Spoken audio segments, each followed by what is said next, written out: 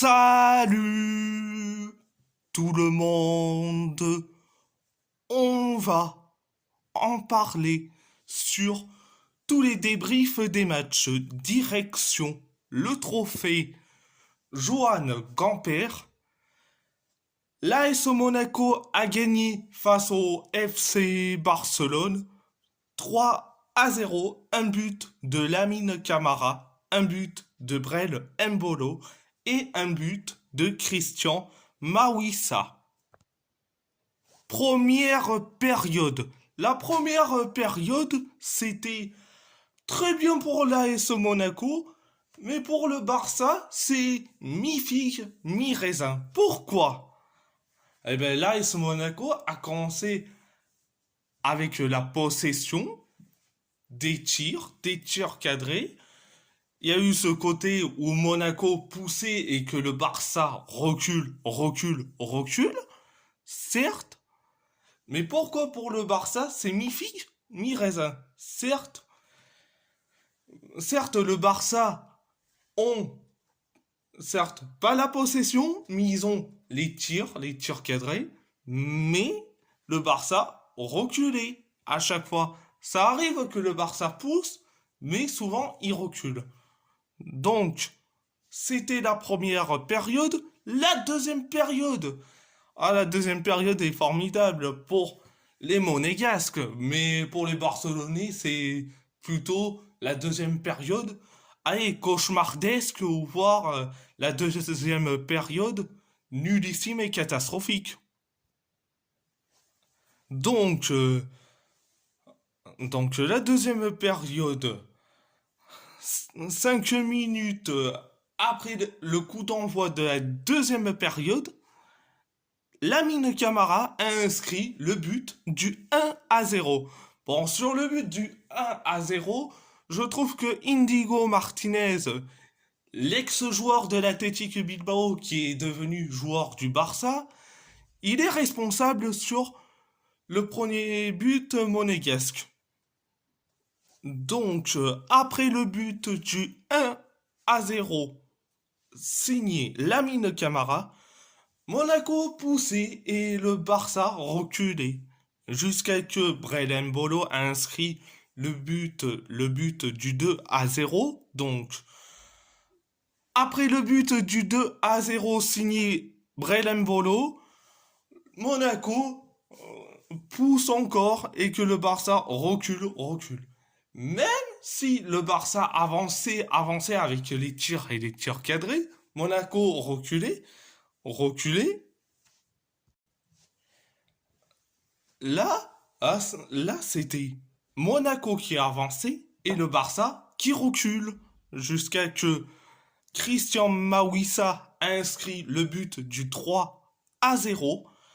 Donc, après le but du 3-0 signé Mawissa, le Barça et Monaco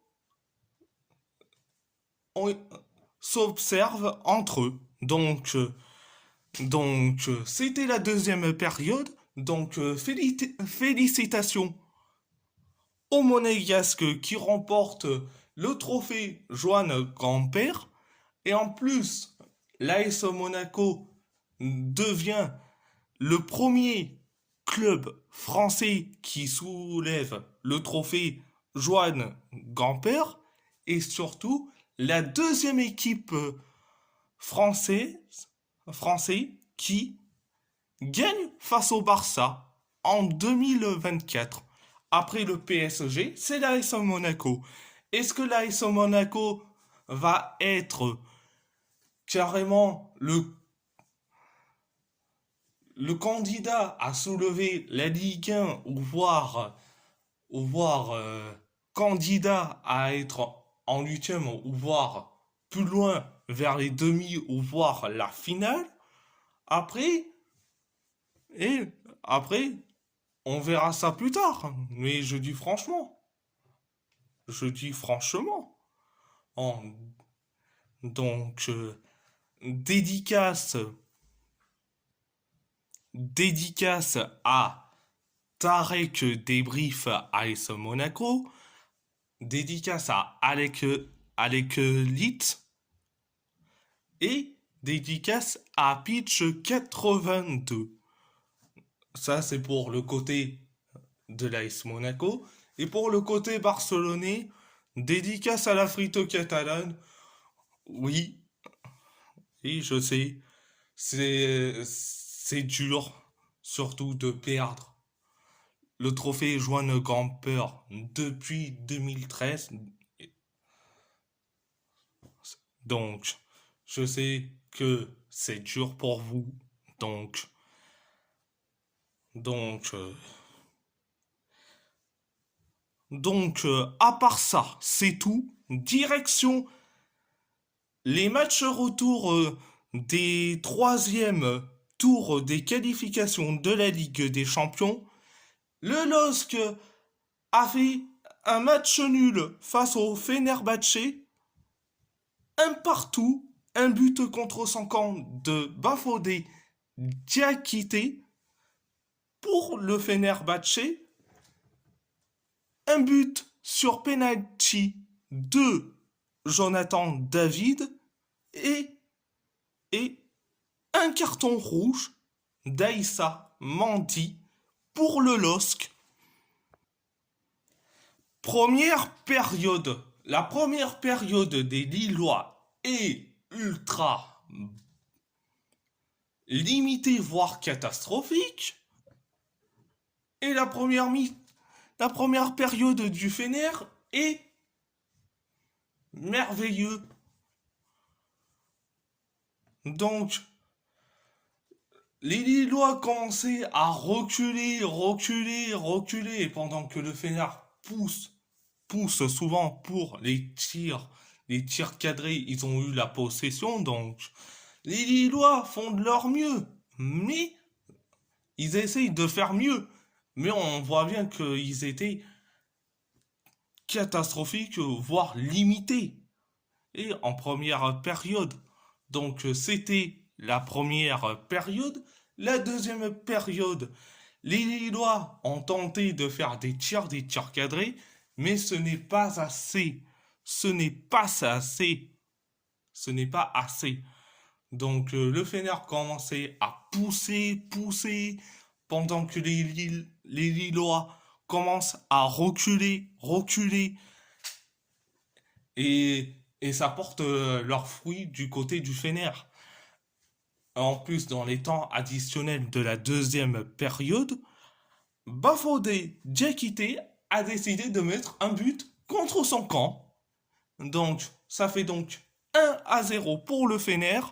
Et en plus, vu que le LOSC avait gagné le match aller 2-1, eh bien, résultat sur le score cumulé des deux matchs, ça fait donc 2 partout, 2-2. C'est donc direction la prolongation. Donc, c'était la deuxième période et on va commencer par la première période de la prolongation. La première période de la prolongation, les Lillois font leur mieux, mais et on voit bien que c'était un peu limité, mais ils essayent de faire des tirs cadrés. Le Fener commençait à pousser avec les tirs cadrés, etc.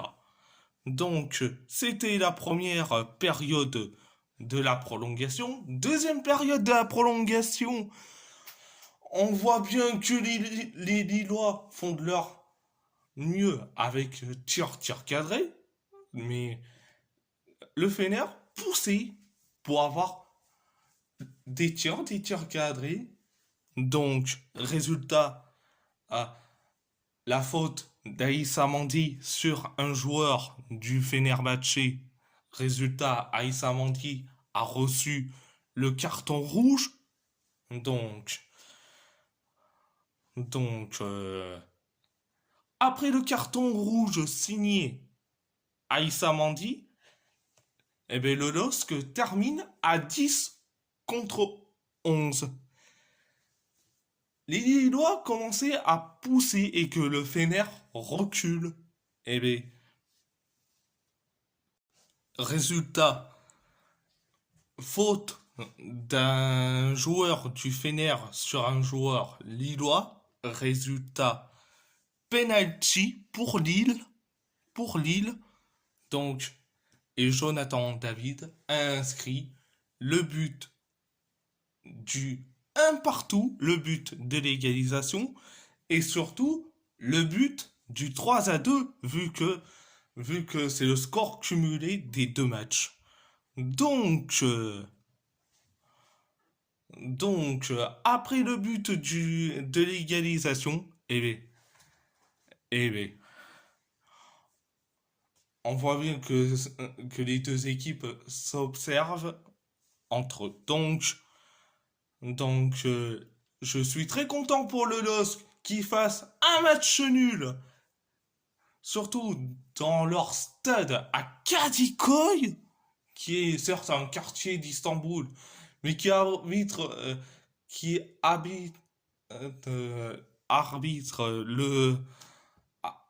le stade, le stade du Fenerbahçe, le fameux stade de Kadıköy. Donc, en faisant que ils ont fait le match nul, qui se qualifie en plus à Kadıköy. Donc, au revoir le Fenerbahçe.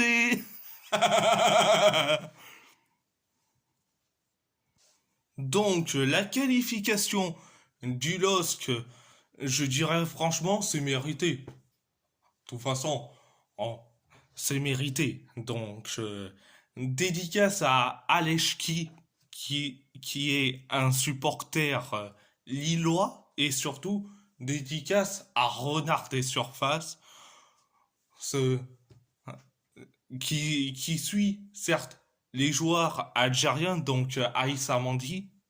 Donc, à part ça, c'est tout. On va parler du Sparta Prague qui a gagné face au Steaua Bucarest sur le score du 3-2.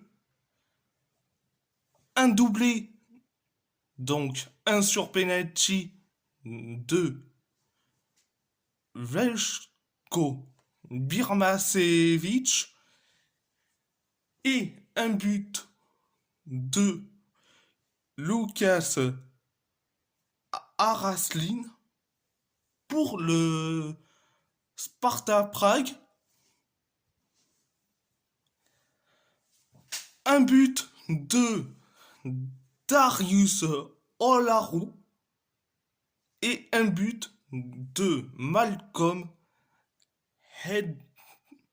Hedjuma pour le Steaua Bucarest. La première période. Donc, la première période, ça a été certes très très bien de la part du Sparta Prague. Donc, le Sparta Prague commençait à pousser pendant que le Steaua Bucarest commençait à reculer jusqu'à que Vlečko Birmasevic, l'ex-joueur toulousain qui n'a pas eu sa chance à Toulouse, mais qui a eu sa chance là, dans cette belle équipe du Sparta Prague. Donc, il a inscrit le but du 1-0. Donc, après le but du 1-0, on voit bien que cette équipe du Sparta Prague commençait à avancer, jusqu'à que il y a eu un faute d'un joueur du Steaua Bucarest sur un joueur du Sparta Prague. Donc, résultat penalty pour le Sparta Prague. Et c'est la même personne, Vlečko Birmasevic, qui a inscrit un doublé donc un but sur penalty, le but du 2-0. Après le but du 2-0, eh ben, le Steaua Bucarest reste, certes, ils font de leur mieux avec tir et tir cadré, mais on voit bien que cette équipe du Sparta Prague commençait à avancer jusqu'à ce que Lucas Araslin a mis le but du 3 à 0. Donc, après le but du 3-0 signé Lucas Araslin, eh ben, le Sparta Prague commençait à avancer carrément. Donc, c'était la première période. La deuxième période, c'était le Steaua Bucarest qui avançait et que le Sparta Prague reculait. Pourquoi? Eh bien, deuxième période, on voyait cette équipe du Steaua avancer, avancer. Mais malheureusement, le Sparta Prague avançait, avançait. Jusqu'à que, jusqu'à que Darius Olaru, qui a mis le but du 3-1. Donc, le 3-1, je dis franchement, je me suis dit, le Steaua Bucarest va renverser cette équipe du Sparta Prague en faisant une remontada en deuxième période. Je me suis dit ça carrément. Eh bien, eh bien, après le but du 3-1 signé Olaru, eh bien, le Steaua Bucarest commençait à avancer, avancer, jusqu'à que Malcolm Hedjuma a décidé de marquer le deuxième but. Le but du 3-2. Donc, après le but du 3-2, donc, on voit bien que cette équipe du Sparta Prague commençait un tout petit peu à avancer, mais malheureusement, c'est le Steaua Bucarest commençait à avancer et le Sparta Prague reculait, reculait. Donc, c'était la deuxième période et le Sparta Prague qui se qualifie en plus. En plus, le Sparta Prague a gagné le match en retour, mais le match aller, ils ont fait que match nul, un partout, un partout, mais le match en retour, victoire du Sparta Prague. Donc, à part ça, c'est tout. À part ça, c'est tout. Le Red Bull Salzbourg a fait un match nul face à Twente, 3-3. Donc, un but de de Mills, de Mills hier, hier, un but de Alex Van Orenbeek et un but de Sam Stange pour Twente, un but de Maurice Kjaergaard, un but de Néné d'Orgelès et un but de Moussa Yeo pour le Red Bull Salzbourg. Donc, on sait que le match aller et le Red Bull Salzbourg avait donc gagné sur le score de 2-1. Eh bien, le Red Bull Salzbourg a fait le match nul 3-3. Le Red Bull Salzbourg s'est qualifié. Première période, c'est une première période assez bien pour le Red Bull Salzbourg, mais une première période catastrophique où ça allait un tout petit peu mieux pour Twente. Pourquoi je dis ça? Parce que le Red Bull Salzbourg a eu la possession tir cadré jusqu'à que Maurits Kjaergaard a mis le but du 1-0. Donc, après le but du 1-0, eh bien, Salzbourg commençait à pousser jusqu'à que Néné d'Orgelès a mis le but du 2-0. Donc, après le but du 2-0, on voit bien cette équipe du Red Bull Salzbourg commencer un tout petit peu à avancer. Mais Twente a commencé à avancer jusqu'à que Mills Hidgers Hidgers a mis le but du 2-1. Donc, c'était la première période, mais la deuxième période, c'est Twente qui a eu, certes, il y a eu certes de la grande chance avec une deuxième période assez bien, mais Salzbourg ont ont eu une deuxième période, certes à la fois bien, mais plus souvent catastrophique. Pourquoi je dis ça? Salzbourg, à une minute après le coup d'envoi, Moussa Yellow a mis donc le but du 3-1.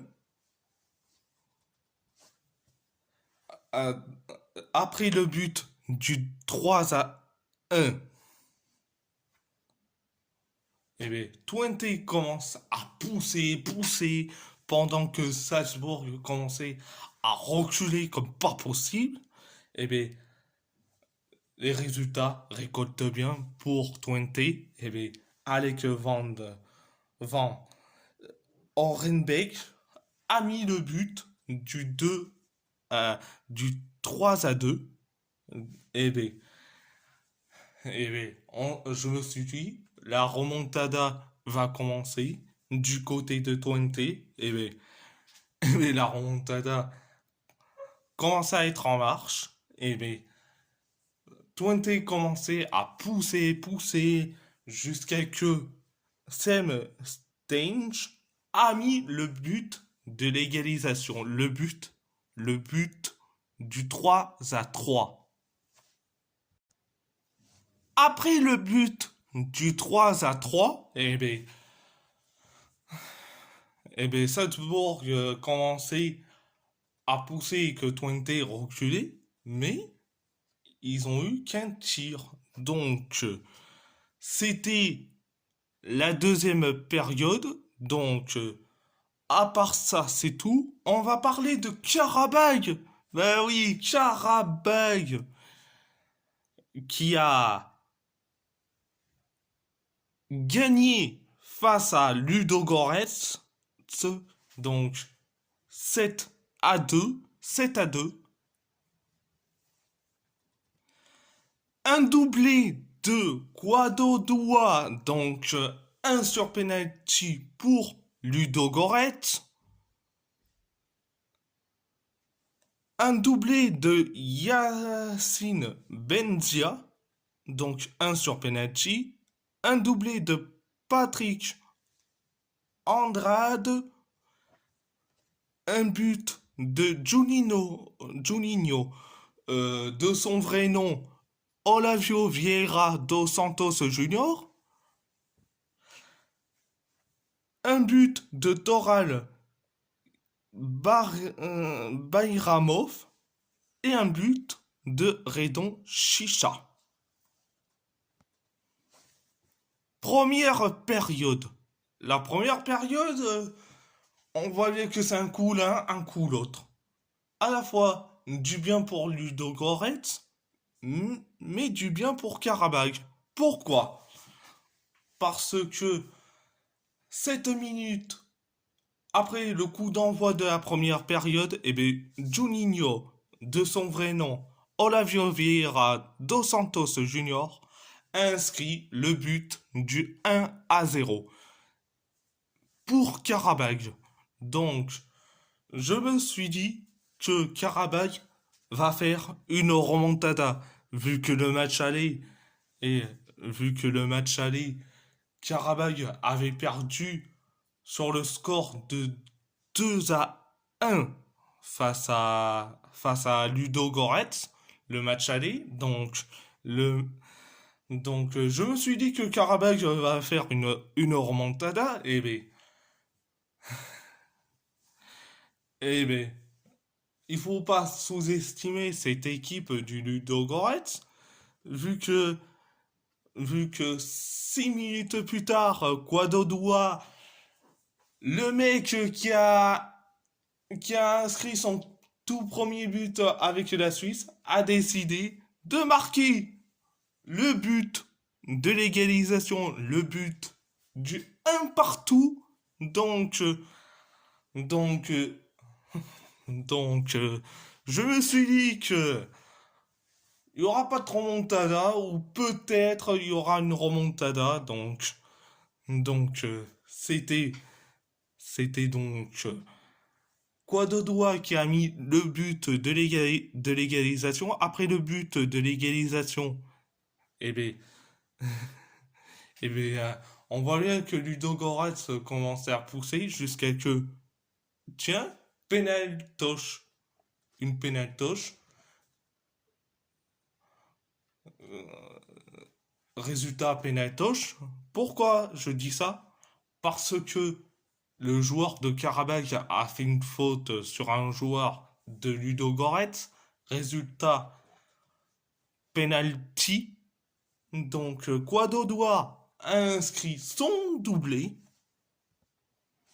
Son doublé carrément. Le but du 2-1.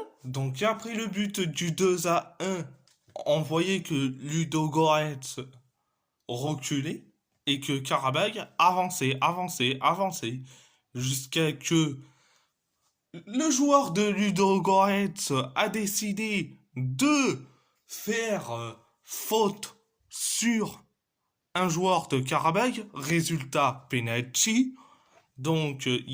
Yassine Benzia a mis le but de l'égalisation. Donc, euh, et surtout, après le but du 2-2, surtout le but de l'égalisation, et bien Patrick Andrade a mis le but du 3-2. Donc, c'était le festival pendant le temps additionnel. C'était le festival, carrément. C'était la première période. La deuxième période. La deuxième période. Alors, j'ai trouvé pour Karabakh génial. Ils ont commencé avec la possession des tirs cadrés. Et quand je vois que Ludo Goretz, c'était catastrophique. Certes, t'as eu des tirs cadrés, mais Ludo Goretz commence toujours à reculer. Comme d'habitude, cette équipe du Ludo Goretz, je dirais franchement, c'est une équipe qui ne va pas souvent en Ligue des Champions, donc, euh, cette équipe-là, je pense que vu, vu des idées de Ludo Goretz, c'est soit d'avancer, soit de reculer. Donc, c'était la deuxième période. Donc, on se dirige vers la prolongation. Première période de la prolongation. En Toral Bayramov a mis, oui, oui, je te déconne pas, le but du. Il a mis juste le but du 4-2. Donc, euh, après le but du 4-2, eh bien, Karabakh commençait à avancer et que Ludo Goretz recule. Donc, c'était la première période de la prolongation. Deuxième période de la prolongation, archi bien pour Karabakh. Alors, est archi bien. Donc 5 minutes après le coup d'envoi de la deuxième période, Redon Chicha a mis le but du 5-2. Donc, donc, je me suis dit que ils vont s'arrêter. Mais non, ben non. Patrick Andrade a mis, carrément 2 minutes plus tard, le but du 6-2. Et bien, après le but du 6-2, donc 6 minutes plus tard, Yacine Benzia a mis le but du 7-2. Ah oui, oui, je me suis. Eh bien, la remontada est bien réussie pour Karabakh. Donc, c'était la deuxième période de la prolongation. Félicitations à Karabakh qui a fait ce que aucun club a fait et pendant les matchs retour des troisièmes tours des qualifications de la Ligue des Champions. C'est de faire une remontada et surtout en ramenant des gros scores en plus. Donc, à part ça, c'est tout. À part ça, c'est tout. Direction la Super Coupe de l'UEFA. Le Real Madrid a gagné face à l'Atalanta Bergame 2-0. Un but de Federico Valverde et un but de Kylian Mbappé. Première période.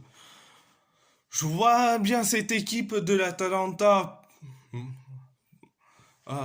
ultra offensive et surtout poussée, surtout avec des tirs cadrés. Certes, ils ont eu certes la possession, mais très peu. Mais,